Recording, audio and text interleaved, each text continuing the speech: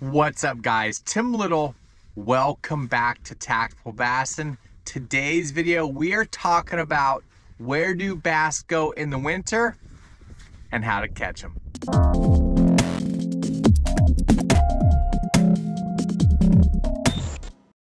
Today, I'm out on a beautiful Highland Reservoir. So today, I want to talk about where do bass go in the heart of winter, the coldest months. It is probably, well, it's not that cold today. It's probably in low 40s. Cold enough you can take warm enough to take the face mask off, the gloves, but it is still cold. Water temps when I started this morning were in the low to mid 40s. Today, at the end of the day, we're looking at 50.6, so it's come up about 5 or 6 degrees surface temp. But where do fish go in the heart of winter? Or where do they stay? Some fisheries, those fish stay shallow year-round. Some fisheries, they go out deep, they find that hard cover. So that's what we're going to talk about today. But first, we got to talk about the different types of fisheries. Those of you guys that have followed the channel know that we do these seasonal kind of videos where these fish go, the best baits for the wintertime, springtime, summertime, fall, those 4 seasons. So wintertime, let's talk about the fisheries first. You have a Highland Reservoir. This is a Highland Reservoir. Typically, you have long river arms. You have steep banks. Some of these banks on this lake right here, I was only 10 or 15 feet off of the shoreline, and it went from shoreline to 110 feet. Super steep, super abrupt drop-offs. Highland reservoirs typically have clearer water, colder water, unless you get those late winter storms that kind of blow all that mud and debris, kind of murk up the water. But for the most part, they're colder, they're deeper, they're clearer, and you're going to have kind of your bluff walls, your shaded walls. You're going to have main lake points that divide 2 big arms. I'm going to grab the camera here in a second and kind of show you. But this is a main lake point, right? This point, there's an island top or a hump out here, subsurface about 20 foot down. That's a great place to start. That rock on that main lake point, another great place to start. But that's your Highland reservoirs. A lot of times they fluctuate. This lake right here is down, I think 14 feet today is what I figured with my map card and the depth, adjusting it. And then you have your lowland reservoirs. Lowland reservoirs, kind of the easiest way to describe a lowland reservoir, it's more like a bowl type fishery. The spillway on a lowland reservoir is typically shallow but really long. So the dam is really, really long, sometimes a mile or 2 long. A lot of your Texas lakes are lowland reservoirs. Typically, you're going to have creek channels. They're not going to be as sheer as these river channels on a Highland reservoir, but you are going to have creek channels. You're going to have a little deeper cuts. You might have some road beds. Those are great things to look for. Anything that gives that body of water just a little bit of a break, those fish can go hang right on that lip or get down in that road bed. So lowland reservoirs. Highland reservoirs, the opposite. Like I said, the lowlands, long, short dams. Highland reservoirs typically are real narrow, but really, really tall. Think of like the Hoover Dam, something like that. Gigantic height-wise, because it's holding back that real big, deep river canyon water. So Highlands and lowland. Then you have your natural lakes. Typically, those are less featureless. I'm going to kind of put that in the same category as ponds. You're looking for any hard structure out there in kind of that lake. It's not going to have a lot of A lot of creek channels, not going to have a lot of features, not going to have a lot of main lake points, if you will, or island tops or humps. It's going to be, you're going to have to find those little discrepancies, and that's where those fish are going to hold. And then let's talk about river systems. You know, the Tennessee River, Chickamauga, Gunnersville, Watts Bar. Those fish are typically current driven. A lot of times they draw the lakes down. So you're going to, all of your big backwaters, those fish are going to be in the spring and summertime. As they drop and pull that water out, those fish are going to pull out. They're still going to stay as shallow as they can. Those fish are river fish. They love being shallow year round. But they're going to, as that water drops and recedes, they're going to kind of pull out to that first break or current seam. But river system, typically it's going to be a narrower fishery, a lot of current. It's all based on the flows between the dam above and the dam below. But that is your river system.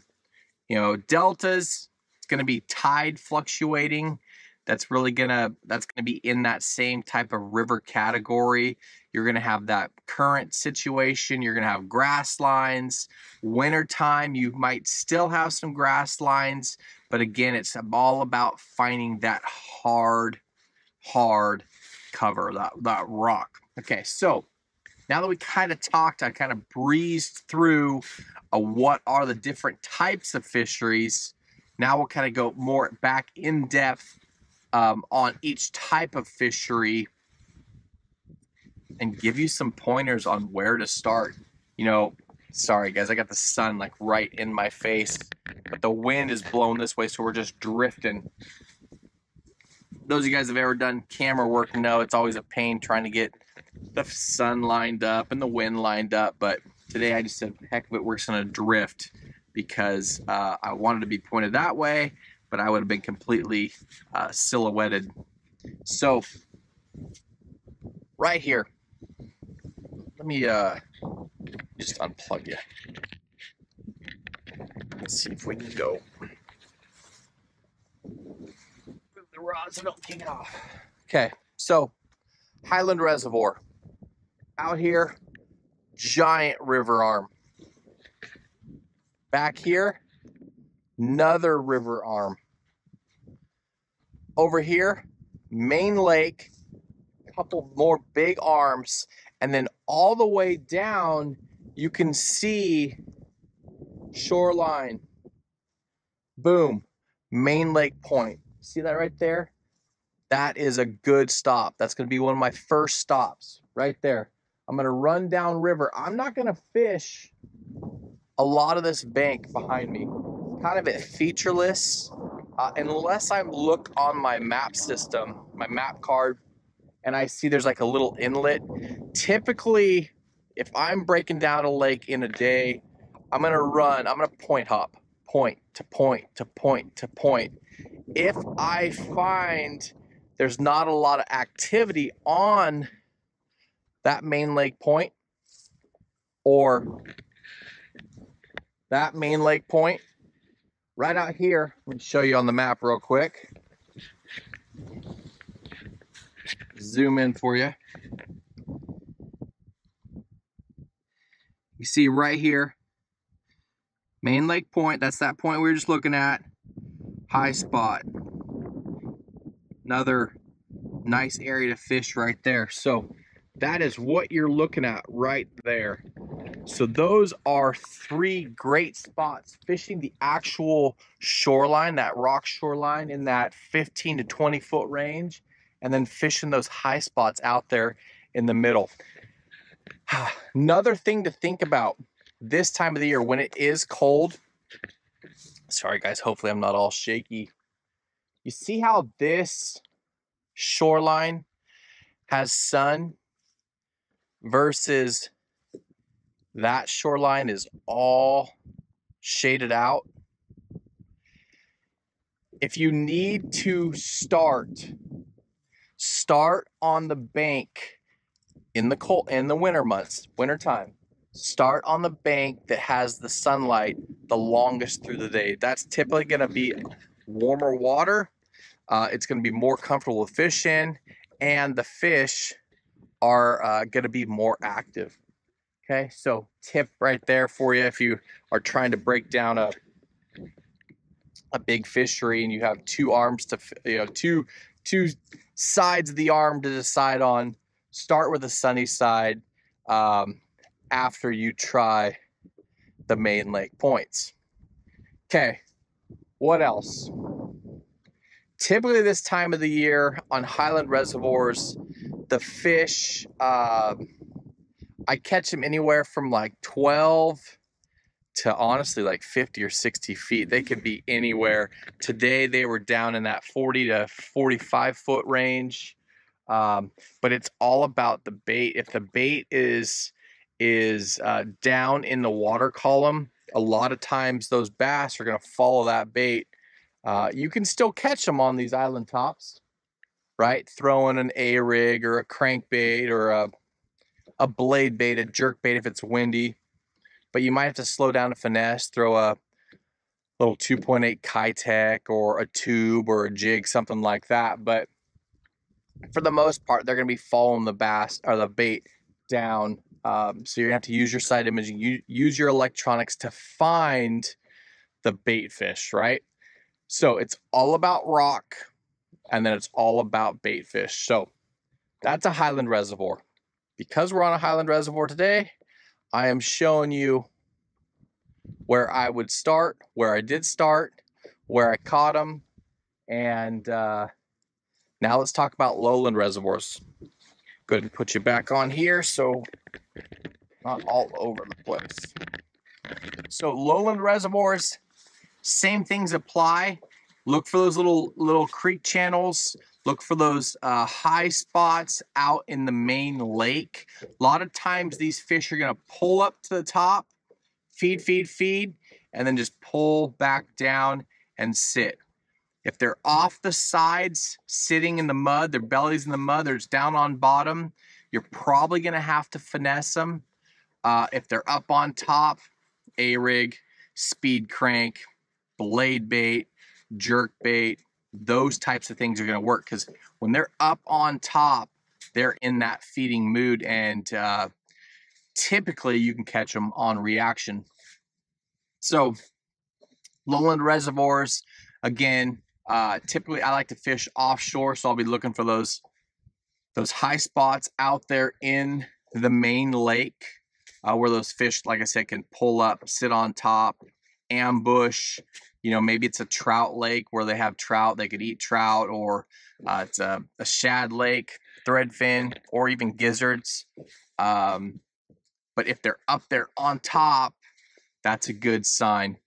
So if you're looking for a place to start on a lowland reservoir and you have a long, short, but wide dam, if you are in a lowland reservoir, start on those things that might look like a main lake point. If you have two arms to that reservoir, you know, start there and then back yourself off and fish those high spots. And then a lot of times you're going to have little winding creek channels or road beds.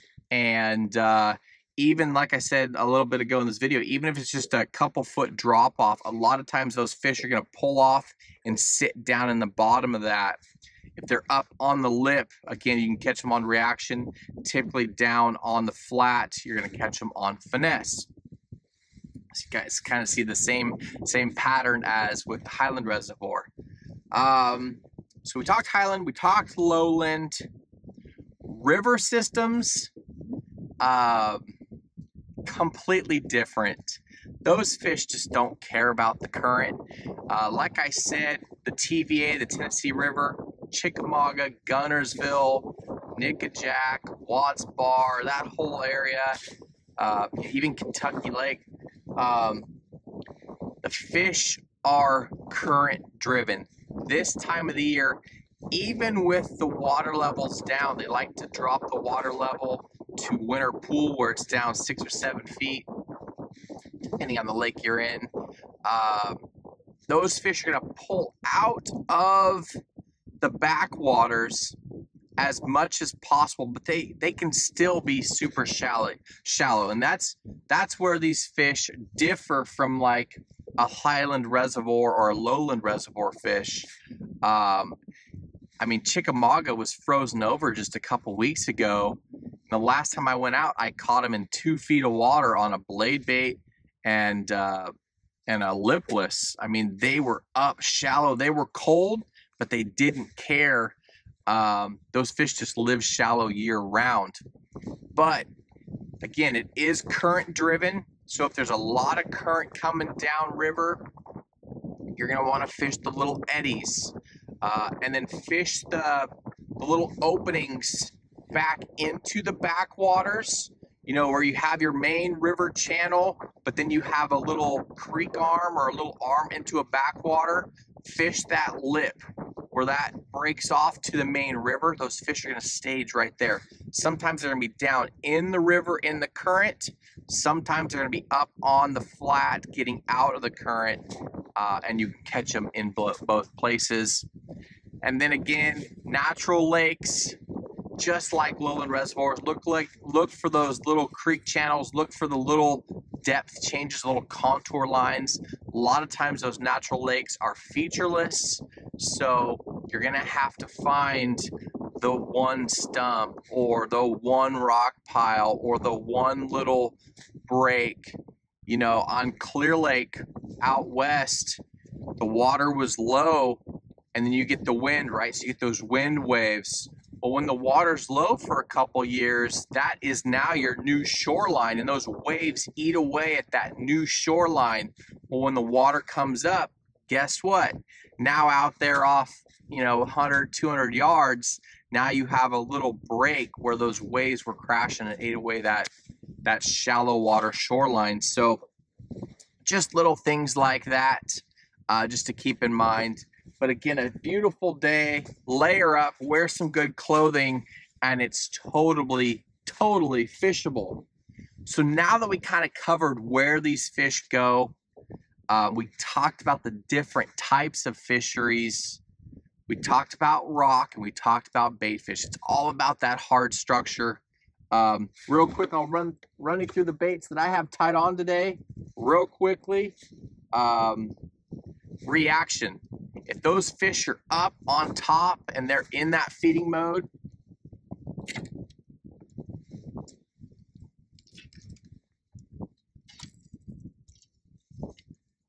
hands down, A-rig, speed crank. Okay? That's my 1 and 2. If the fish are schooled up and it's windy, a lot of times I can, if they're not wanting to eat the A-rig or eat the crank, a lot of times I can get them to convert with the jerk bait. My favorite this time of the year is that 110 Junior +1, just a smaller profile. But the thing with a jerk bait is you can suspend it and let it sit there right in their face. And a lot of times with a 5, 10, 15, 20 second pause on that jerk bait, it's just sitting there. They'll come up and just eat it. But so the jerk bait, the crank bait, the A-rig, and then some kind of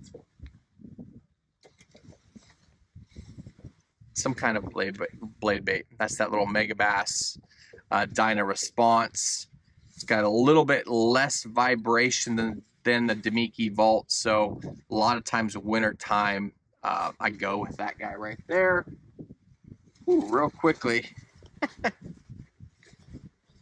Got some hand warmers in my pockets, and they're getting hot. Hand warmers are your best friend this time of the year as well. Get them going before you get in the boat. Put them in your pockets, get them warm, and they will save your hands throughout the day. Now on the flip side, making sure we're not drifting in too shallow, we're gonna drift right over that. that hump that I showed you guys earlier. On the flip side, if it is one of those days where the fish aren't up on top, they don't really seem like they're in position to be in that feed mode,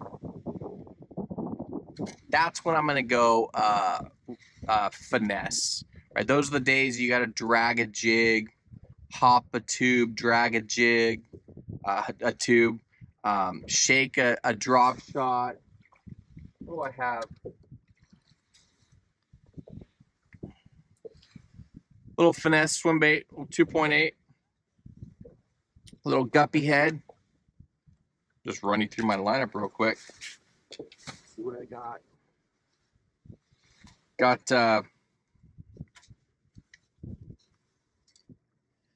That is that big bite bait tour tube. That's my favorite tube. That's a great tube. A lot of times this time of the year, I like to throw a half ounce or a 3/4 ounce head, a real heavy head. I can kind of pop up and let that thing fall. I can get more active with the tube than I would with, say, the hula grub. That's a 3/4 ounce head. That's the Yamamoto hula grub. This is something that you throw out there along that island top, along the break, and you just drag it down there through the rock, along that transition. I don't think you can see on some of these points, but a lot of these points, a lot of the shoreline, you can see with your eye, you can see the rock to clay or dirt transition. A lot of times those fish are going to sit right along that transition, and that's where you want to drag this guy right here. That is money. Again, the benefit to the hula grub versus a finesse football jig. Another great bait this time of the year. When the bite is tough and the fish are slow and lethargic, I like having that exposed hook non-weed guard. You do get hung up a little bit more, but a lot of times this time of the year, the fish don't thunk it, right? They don't hammer it. They just pick it up and start swimming away with it, and you just kind of feel that weight. Having that exposed hook, a lot of times those fish will hook themselves. And then last but not least, some kind of drop shot. Honestly, this is probably the last bait that I go to in the lineup. If I have to go finesse, I'm throwing that bigger jig. I just get bigger bites. But let's say I'm throwing the jerk bait or I'm throwing the crankbait, A-rig, something like that, and I can see on the graph that the fish follow my baits to the boat. That's when I pick up the drop shot, drop it straight down, and a lot of times you can get them to convert on that little finesse bait. But guys, wintertime fishing, like I said, I can't emphasize it enough. It's all about that hard cover, that rock. So if you're looking at shoreline and it's do nothing, do nothing, do nothing, rock point, that's where you need to start. And then again, pick that bank that gets the sun most of the day. Pick those little bays. I don't know if I talked about this or not.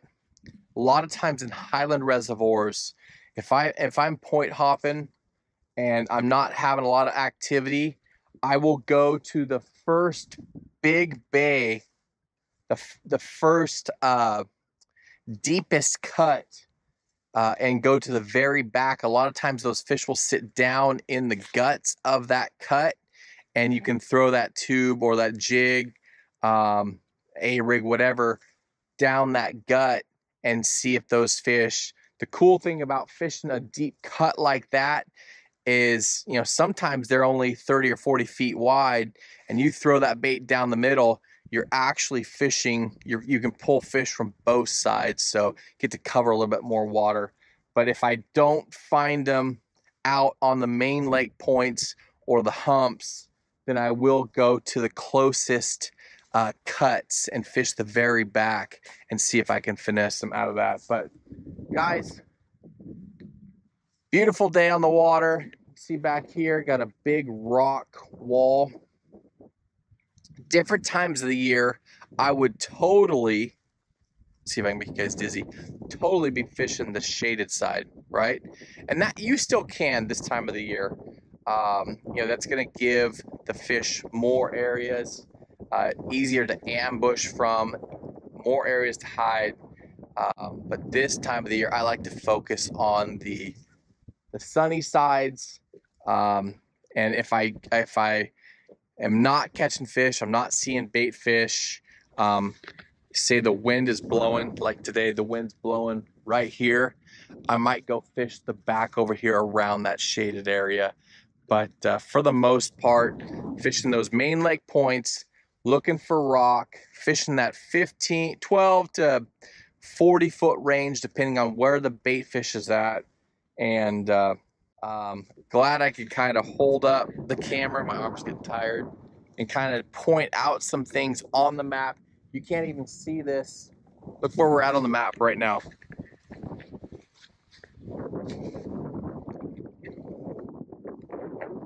Zoom out just a little bit for you. Boom, we're sitting right on the spot. This is the spot that you'd want to fish after fishing that main lake point. Guys, as always, thank you for watching. If you learned something from this video or you like this video, give us a thumbs up, hit that subscribe button, and we will see you guys on the next video.